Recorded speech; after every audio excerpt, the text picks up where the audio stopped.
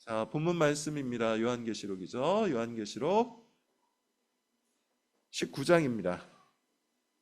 요한계시록 19장 1절부터 6절의 말씀.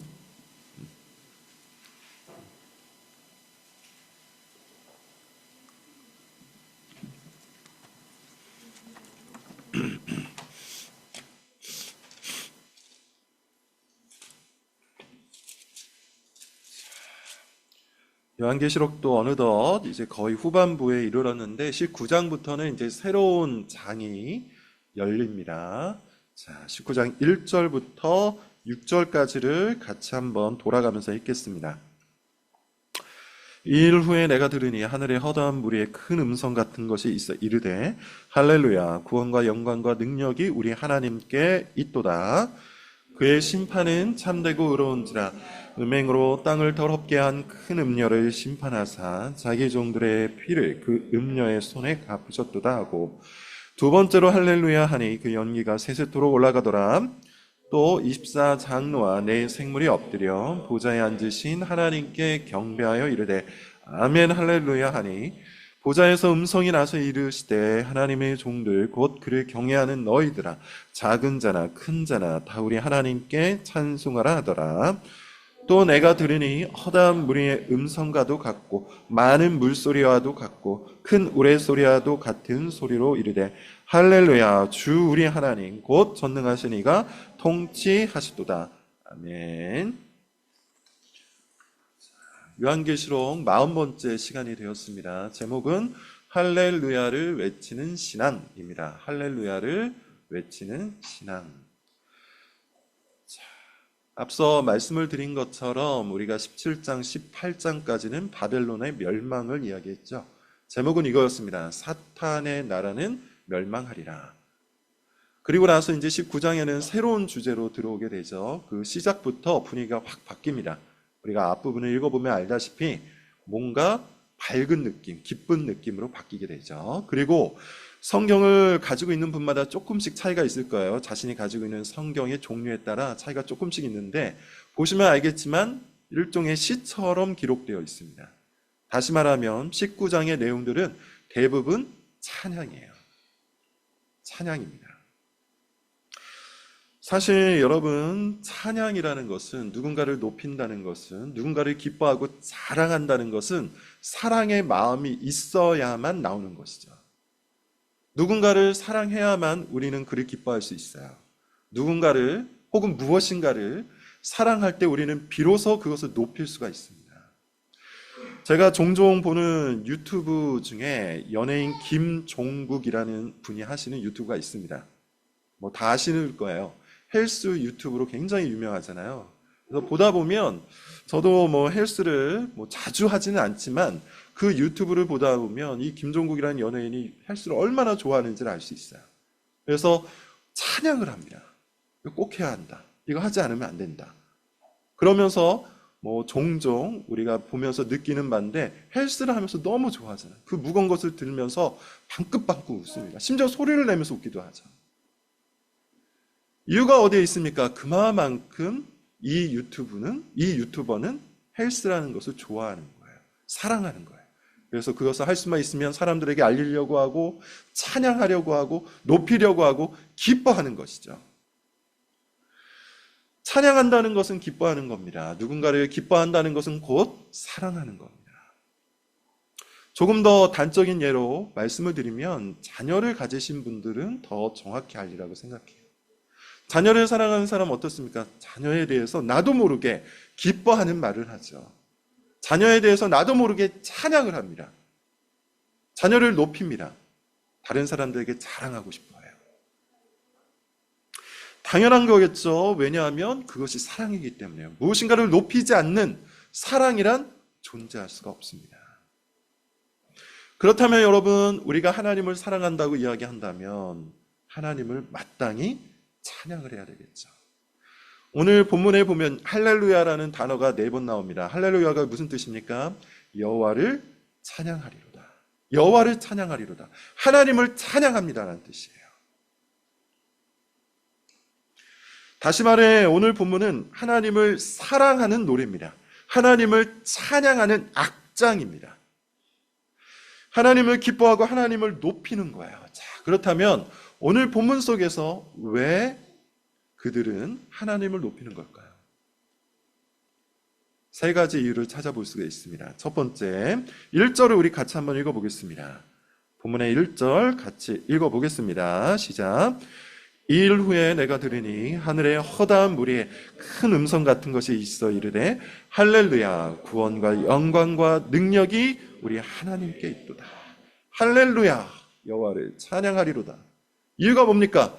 구원과 영광과 능력이 우리 하나님께 있기에, 구원과 영광과 능력이 우리 하나님께 있기에 할렐루야, 그분을 찬양합니다. 여기서 특별히 중요한 단어가 있어요. 우리 하나님이라는 거예요. 구원이 하나님께 있습니다. 능력이 하나님께 있어요. 영광도 하나님께 있습니다. 근데 그 하나님이 나와 아무런 상관이 없다면 여러분, 우리가 그를 찬양할 필요가 있을까요? 옆집 아들이 공부를 너무 잘해요. 운동도 너무 잘해요. 키도 커요. 얼굴도 잘생겼어요. 모든 것들이 완벽해요. 근데 옆집 아들이에요. 나와 상관이 없어요. 그를 내가 기뻐할 필요가 있을까요? 하나님께 구원이 있고 능력이 있고 영광이 있는데 그분이 우리의 하나님이시기에 우리가 그분을 찬양하는 겁니다. 그를 높이고 그를 기뻐하는 것이죠. 저는 이것이 굉장히 중요한 신앙이라고 생각합니다. 기독교인이라면 마땅히 우리 하나님에 대한 생각으로 가득 차 있어야 돼요. 내가 정말 하나님을 믿는 사람이라면 마땅히 나의 하나님에 대한 생각으로 가득 차 있어야 돼요. 그분이 나를 위해서 행하신 일, 나에게 베풀어 주신 구원에 대해서, 나에게 베풀어 주신 능력에 대해서, 그분의 크고 높으신 영광에 대해서 깊은 생각, 많은 생각을 갖고 있어야 된다는 겁니다. 여러분 한번 생각을 해보십시오. 묵상을 해보십시오. 우리는 구원받을 만한 존재입니까? 여러분은 구원받을 만한 사람입니까? 그만한 자격이 있나요? 그럴 만한 조건을 갖췄습니까? 여러분은 충분히 선합니까? 여러분의 생각은 구원받을 만큼 충분하게 선합니까? 여러분의 마음과 여러분의 삶은 하나님께 인정을 받을 만큼 충분히 정의롭고 충분히 선하고 충분히 경건합니까? 여러분은 어떨지 모르겠지만 저는 전혀 그렇지 않습니다. 저는 바울이 고백하듯이 제 안에 선한 것이 없고 착한 것이 없고 경건한 것이 없다는 것을 알아요. 그럼에도 불구하고 어느 날 하나님의 복음이 저에게 찾아왔죠. 누군가는 그 복음을 듣고 한 귀로 듣고 한 귀로 흘렸어요. 그러나 놀랍게도 저에게는 그 복음이 들렸습니다.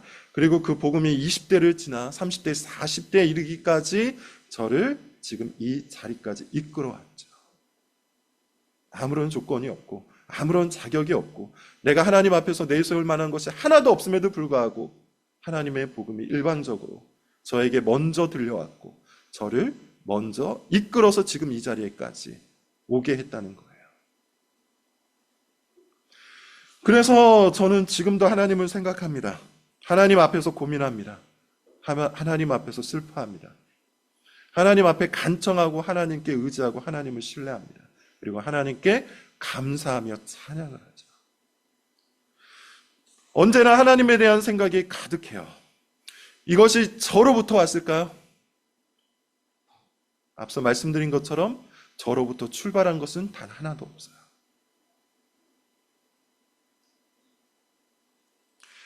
내가 받은 이 구원을 가만히 생각해 보면, 그리고 그 구원이 나에게 끼친 영향을 생각해 보면 나는 하나님을 말하지 않고는 설명할 길이 없어요. 하나님을 말하지 않고는 나에 대해서 이야기할 거리가 없다는 겁니다. 그래서 하나님을 찬양하는 것이죠. 하나님께서 구원을 베푸셨기에 제 인생에 의미가 생겼습니다. 하나님께서 구원을 베푸셔서 지금 이 자리까지 그 은혜로 끌고 오셨기에 제 인생의 목적이 생겼고 제 인생을 설명할 길이 생겼습니다. 내 인생의 의미와 목적과 과정 그리고 소망이 모두 하나님의 구원으로부터 지금 이 자리까지 찾아온 거예요. 이것은 나의 결핍이나 나의 상실을 훌쩍 뛰어넘습니다. 그래서 없다고, 적다고, 실패했다고 쓰러질 필요가 없는 것이죠.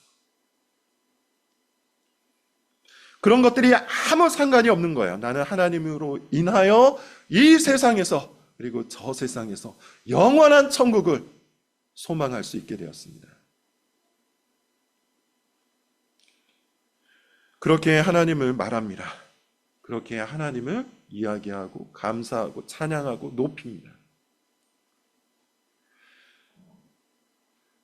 이것이 여러분 지금 본문에서 말하고 있는 바예요. 할렐루야, 구원과 영광과 능력이 나의 하나님께 있도다.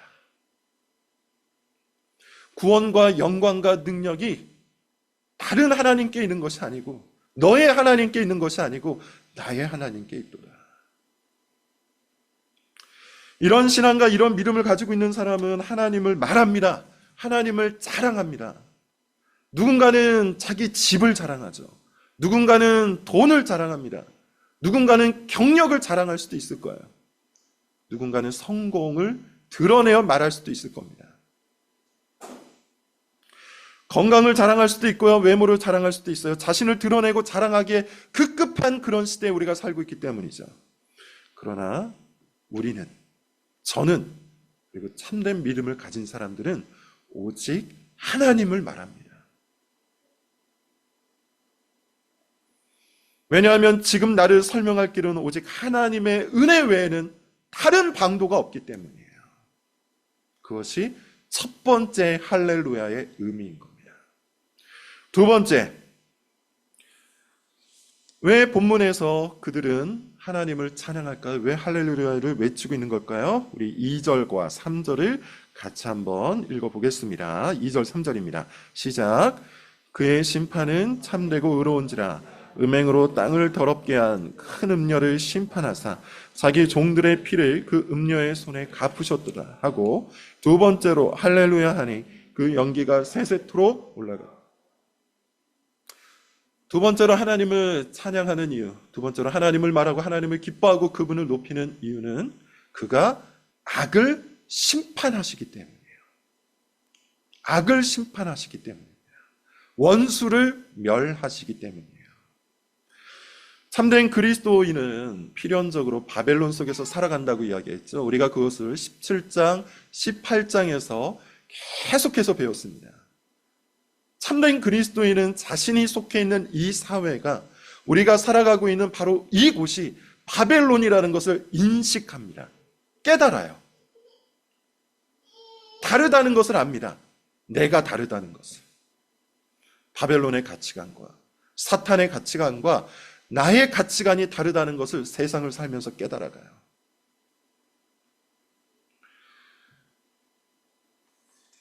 이것은 사실 여러 가지 면에서 꽤나 고통스럽습니다. 왜냐하면 바벨론의 전략, 이 사탄의 전략은 꽤나 교활하고 교묘하고 끈질기고 강력하기 때문이에요.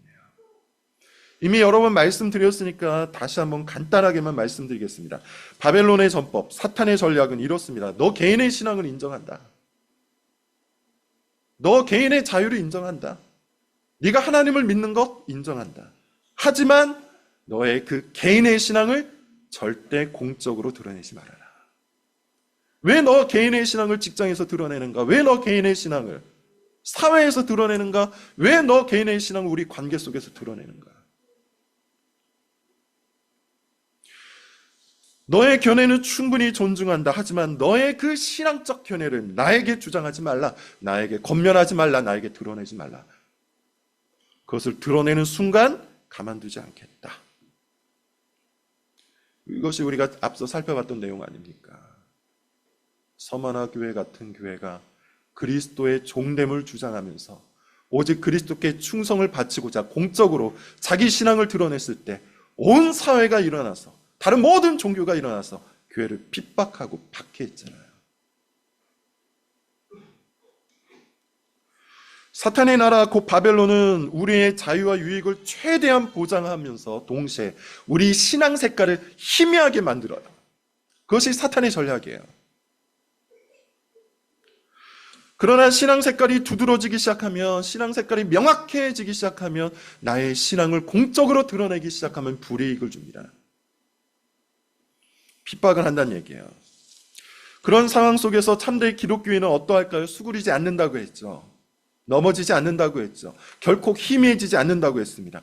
그래서 참된 기독교인은 바벨론 속에서 고통을 겪습니다. 슬픔을 느낍니다. 때로는 외롭고 때로는 고독합니다. 희미한 기독교인은 결코 겪지 않는 일을 참된 기독교인은 꼭 겪게 됩니다. 그러니 여러분 한번 생각해 봅시다. 사탄의 나라가 멸망할 때 참된 기독교인은 기뻐할 수밖에 없겠죠. 하나님께서 사탄을 멸하실 때, 우리의 원수 사탄을 멸하실 때, 그의 나라와 그의 가치관을 하나님께서 심판하실 때 당연히 우리는 할렐루야를 외칠 수밖에 없는 것이겠죠. 제가 이번 주에 본 영화 하나가 있습니다. 비욘드 유토피아라는 영화인데 탈북자들을 다룬 다큐멘터리예요. 굉장히 좋은 다큐멘터리입니다. 한번 보실 것을 권합니다. 어떤 목사님께서 탈북자들과 함께 탈북하는 모든 과정들을 하나하나 카메라에 담으신 내용인데 굉장히 의미가 있어요. 근데 제목이 비욘드 유토피아예요. 여기서 말하는 유토피아가 뭘까요? 북한입니다. 왜 유토피아라고 이야기했을까? 북한에 사는 사람들은 정말로 자신의 나라가 낙원이라고 세뇌를 당했기 때문이에요. 낙원이라고 선정 홍보를 들으면서 선동을 당하면서 정말로 북한이 낙원이라고 생각을 하고 있기 때문이에요. 그런 그들을 빼내서 비욘드 유토피아, 거짓 낙원에서 진짜 나라로 이끌고 가는 내용입니다. 사실 여러분, 북한이라는 나라는 제가 굳이 이런저런 판단을 하지 않아도 악의 제국이라는 것은 두말할 것도 없죠. 논란의 여지가 없습니다. 그러나 여러분, 우리가 잘 알다시피 그 악의 제국, 북한이라는 체제 속에서도 그 체제에 순응하고 그 가치관을 따르면서 성공을 맛본 사람들이 분명히 있죠. 북한의 체제에 순응하고 북한 가치관을 쫓으면 성공이 보장이 된다는 겁니다. 그들은 북한에서 인생의 행복을 분명히 누리고 있을 거예요. 정말로 북한을 유토피아처럼 여기면서, 낙원처럼 여기면서 그것의 열매를 잘 먹고 잘 따먹으면서 살아가고 있다는 것이죠. 그런 사람들이 있다는 거예요. 그들은 북한이 멸망할 때 기뻐할까요? 필사적으로 북한의 멸망을 막으려고 할 겁니다. 반면에 북한의 실체를 파악하고 그 북한의 선전 홍보에 넘어가지 않은 채 북한이 사실은 유토피아가 아니라 악의 제국이라는 것을 아는 사람은 북한이 망할 때 기뻐할 겁니다. 마치 그런 겁니다. 여러분, 우리가 살아가고 있는 이 세상 바벨론이에요. 사탄의 나라예요. 하나님을 대적하는 가치관이 있어요. 그 가치관에 의해서 체계가 짜여져 있어요. 그리고 이 가치관의 선전, 홍보에 넘어간 사람들이 그 가치관을 쫓아가면서 성공합니다. 그들은 이 나라가, 이 바벨론이, 사탄의 제국이 무너지기를 원치 않을 거예요. 이미 충분히 이 체계 속에서 순응하여 그 열매를 맛있게 따먹고 있는데 이 나라, 이 사탄의 체계가 무너지기를 그들이 과연 기뻐할까요? 반면에 진짜 낙원, 진짜 유토피아를 소망하는 자들, 곧 참된 기독교인들은 이 세상의 실체를 알고 경건하고 거룩한 삶을 살아가기 위해 저항을 할 겁니다.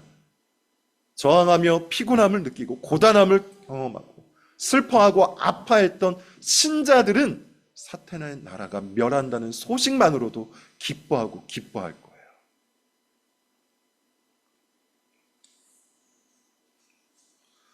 마치 그런 겁니다.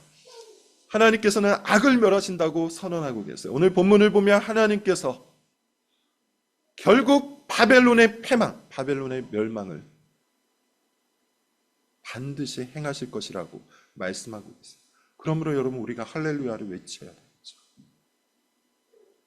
하나님은 악을 멸하십니다. 하나님은 바벨론을 심판하십니다. 하나님은 사탄의 모든 제국과 체계와 가치관을 기어코 소멸시킬 겁니다. 그것이 우리의 기쁨이요, 그것이 우리가 하나님을 찬양하는 이유예요.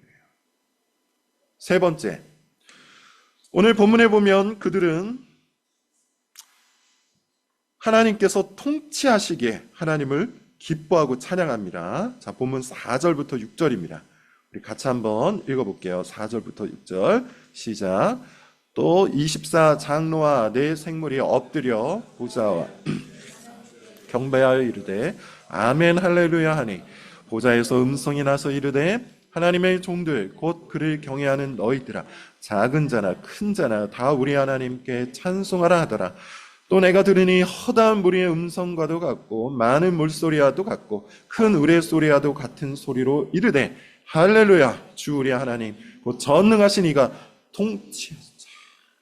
24 장로 뭐라고 했습니까? 구약의 12지파 그리고 신약의 12제자, 다시 말하면 하나님의 택한 백성들 곧 교회의 대표라고 이야기했습니다. 네 생물은 하나님의 권위를 받아서 이 세상을 통치해 나가는 4명의 천사를 의미한다고 얘기했어요. 자, 어찌됐든 간에 이 24 장로와 네 생물에 엎드려서 보좌에 앉으신 하나님께 경배하며 아멘 할렐루야 이렇게 외칩니다. 그러면서 말하기를 이렇게 얘기해요. 하나님의 종들 곧 그를 경외하는 너희들아 작은 자나 큰 자나 다 우리 하나님께 찬송하라 라고 했더니 허다한 무리의 음성과 같은 많은 물소리와 같고 큰 우레소리와 같은 소리로 이르되 할렐루야 주 우리 하나님 곧 전능하신 이가 통치하시도다. 전능하신 하나님께서 통치하시기에 할렐루야를 외치고 있는 겁니다. 여러분 그렇지 않습니까? 우리는 선한 지도자를 원하죠. 우리는 정의로운 지도자를 원합니다. 그리고 동시에 능력이 있는 지도자를 원해요. 능력이 있는데 정의롭지 못하다? 우리는 그런 지도자를 기뻐할 수 없습니다. 나름대로 선한데 능력이 없다 마찬가지로 우리는 그런 지도자를 기뻐할 수 없어요. 그를 찬양할 수가 없어요. 선하고 능력이 있고 정의롭고 강한 지도자가 우리를 통치할 때 우리는 그를 찬양합니다.